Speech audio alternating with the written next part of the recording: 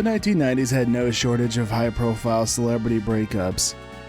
Of course, none of that mattered to a gamer in that era. Square was a name on the lips of RPG fans on both sides of the Pacific, and of course the only place one could experience these games was on Nintendo hardware. Square and Nintendo could practically do no wrong. But how did this seemingly unstoppable partnership go to pieces? My name's Zio, and I'll be your lore keeper.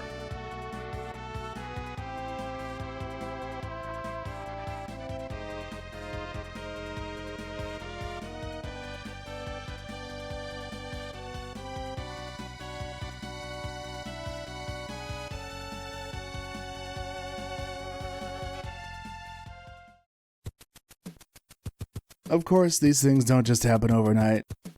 To answer that question, we need to look at where both companies were at the time and how they got there. And of course, we need to give an account for a third player in all this, a little electronics company by the name of Sony. Our tale begins in the late 80s, which was a major inflection point for gaming and pop culture on both sides of the Pacific. Nintendo resuscitated the home console market in the West with a combination of business savvy and guerrilla marketing tactics. They weren't about to go down the same road as Atari and Coleco. By the end of the 80s, Nintendo was a cultural juggernaut, appearing everywhere from bedsheets to lunchboxes to cartoons. No 80s kid's wardrobe was complete without at least one piece of Nintendo-themed clothing. Believe it or not, more kids were familiar with Mario than they were Mickey Mouse at the time. Nintendo's philosophy was always, if it ain't broke, don't fix it, even in the face of changing technology. By the mid-90s, Nintendo had an iron grip on the home console and handheld markets, and it seemed like there was none who could usurp them. Square was founded in 1983 by Masafumi Miyamoto as a software subsidiary of his father Kunichi Miyamoto's electric power company, Denyu Sha. Masafumi didn't want to follow in his dad's footsteps in the electricity business. No relation to another famous Miyamoto in the video game industry, by the way. Square's first office used to be a hairdresser's salon. Their first game was a text adventure called The Death Trap, released in 1984. In 1985, Square made a deal with Nintendo to produce games on the Famicom, releasing a port of Dexter that year. Their first original game on the Famicom was King's Knight in 1986. This was around the time when some rather familiar names would start to appear. You had Hironobu Sakaguchi, Hiromichi Tanaka, Kazuko Shibuya, Koichi Ishii, and Nobuo Uematsu, to name a few. Square set up a new office in Tokyo's Ginza district in 1986 and began publishing games for the Famicom disk system. But the high cost of renting Ginza, coupled with their string of commercial failures on the Famicom disk system, put them in dire straits financially. Miyamoto put out a request for game proposals, and Hironobu Sakaguchi suggested they make an RPG in light of the success of Dragon Quest. Miyamoto greenlit the project under the condition that it be made by a team of just 5 people. Sakaguchi led the team, bringing in Uematsu, Ishii, Kawazu, and Iranian-American programmer Nasir Gabelli. Square's other team, which included Tanaka and Shibuya, would eventually join the project. If this game flopped, Sakaguchi was done with the game industry and would have to go back to college. After a tumultuous 10-month development period, the world was introduced to a little gem called Final Fantasy in December of 1987. Final Fantasy sold over 400,000 units in Japan, but wound up doing even better in North America, selling over 700,000 units. Final Fantasy and its sequels put the company in much better shape financially. By the mid-90s, Square was putting out banger after banger, with hits like Final Fantasy VI and Chrono Trigger cementing their legacy. They made some moves in the West, but the RPG genre hadn't fully caught on yet. So, where does Sony fit into this? And what's their relationship with Nintendo? Well, that relationship began in the late 80s with a secret project of a Sony engineer by the name of Ken Kutaragi.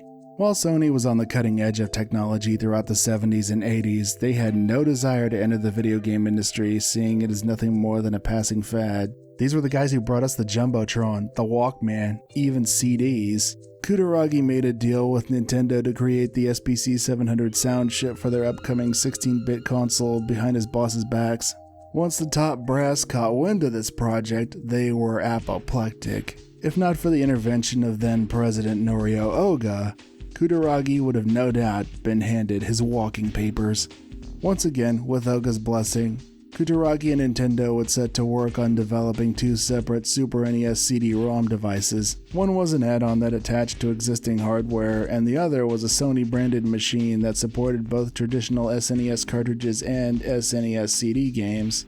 The deal went sideways because Nintendo, being, well, Nintendo, always had to be in the driver's seat with whatever deal they made. Nintendo president Hiroshi Yamauchi felt the deal gave Sony too much control over software licensing, so they made a deal behind Sony's back with Philips, which was their #1 rival at the time. In June of 1991, Sony announced their Super NES-compatible PlayStation, while Nintendo would announce their backdoor deal with Philips the very next day. Nintendo and Sony would try to mend fences over the next year, producing several hundred prototypes before ultimately parting ways. In the wake of that debacle, Kutaragi and his team showcased a new proprietary CD-ROM system to Sony's board of directors in 1992, but they still balked at the idea of entering the video game industry. Norio Oga still believed in his boy Kutaragi, but there was still too much heat from the other execs. Sony Computer Entertainment was formed in 1993 as an offshoot of Sony Music to handle their ventures into the video game industry. Sony released the PlayStation in December of 1994, with North America, Europe, and Australia receiving it the next year. Nintendo would have much more to worry about than Sega at this point. By the latter half of 1995, the Nintendo 64, rebranded from Ultra 64, was nearing completion. The Nintendo 64 released in June of 1996 in Japan and North America in September that year. European fans had to wait until the next year. While the N64 was more powerful than the PlayStation, it had what many third-party developers felt was a major flaw. While the rest of the industry made the pivot to optical media, Nintendo would double down on cartridges. They weren't entirely without their merits though.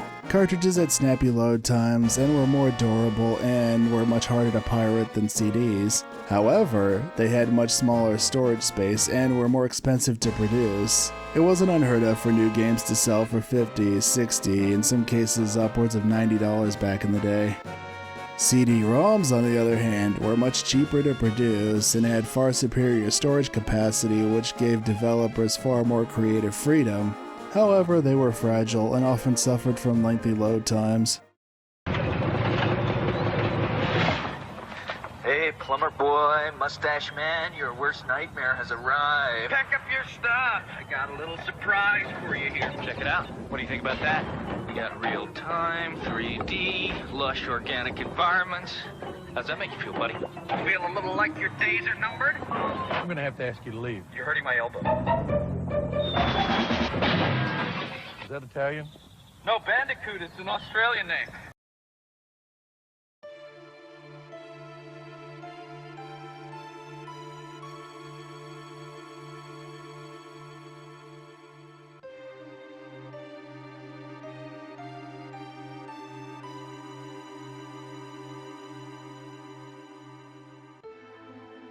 Meanwhile at Square, Final Fantasy VI was out the door, and the groundwork was being laid for the 7th installment. Square felt they had one more 16-bit Final Fantasy in the tank, but that team was sent to help finish Chrono Trigger.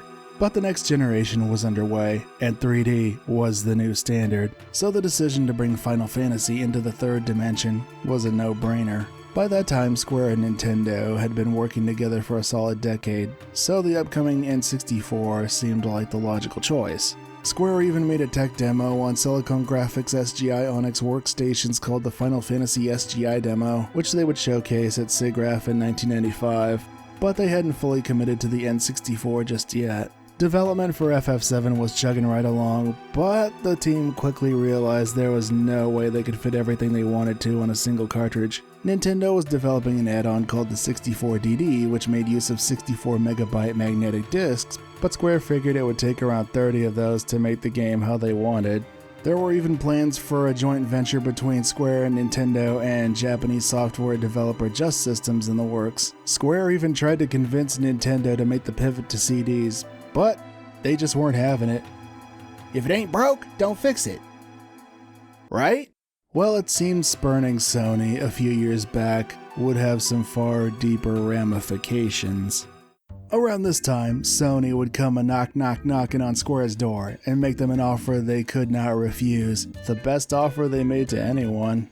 Sony meant business, and Square wasn't the only one seduced by Sony's promise of superior creative freedom without being handcuffed by puny cartridges. To sweeten the deal, they had much lower per-unit royalties than Nintendo.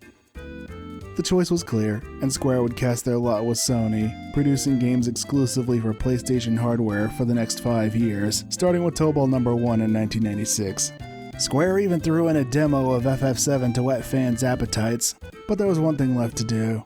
Someone had to break the news to Nintendo president Hiroshi Yamauchi. Masafumi Miyamoto and several other top Square people, including Hironobu Sakaguchi, sat down with Mr. Yamauchi. There have been different accounts of this meeting between those who were there. Hironobu Sakaguchi suggested there were no hard feelings. In an old interview from 2001, ex-Square president Hisashi Suzuki said that Nintendo wasn't initially frustrated with this until more publishers started leaving. Final Fantasy VII hit Japanese store shelves in January of 1997, with North America getting it in September that year.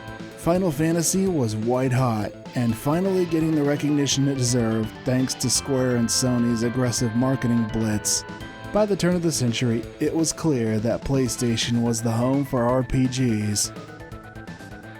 Sony would go on to sell over 100 million PlayStations, crushing both Nintendo and Sega.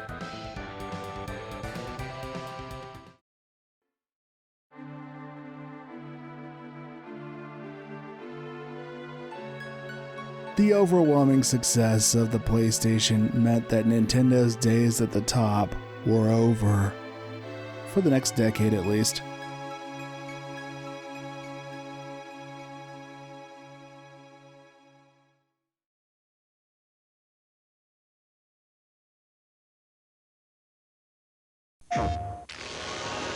An evil empire is sucking the life force from the planet, destroying all that's in its path.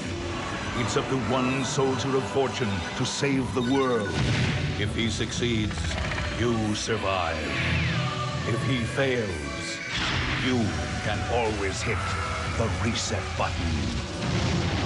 Final Fantasy VII. PlayStation.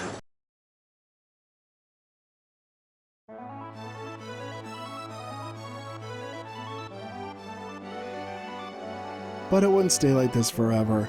Hiroshi Yamauchi would retire as Nintendo's president and pass the reins on to Satoru Iwata in 2002.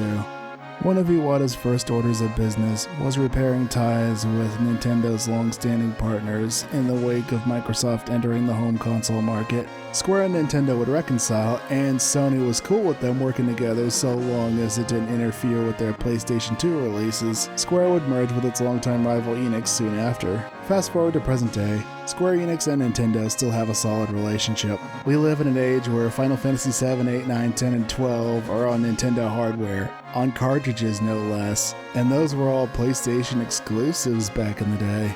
Sometimes people, even companies, grow apart. Square and Nintendo were moving in very different directions at the time. Square wanted to take its flagship franchise into the future, while Nintendo was just too set in its ways. Square wanted to make their dream game, but Nintendo couldn't facilitate that with their hardware, so they aligned themselves with someone who could, and they both enjoyed massive success as a result. What if Nintendo and Sony managed to hammer out a better deal back in the day? Then the rift between Square and Nintendo may have never happened. The gaming landscape would have no doubt been very different. If you enjoyed this, well, you know what to do. As always, thank you so much for watching. I hope you have a blessed day. And remember, to that own self be true. Until next time, farewell.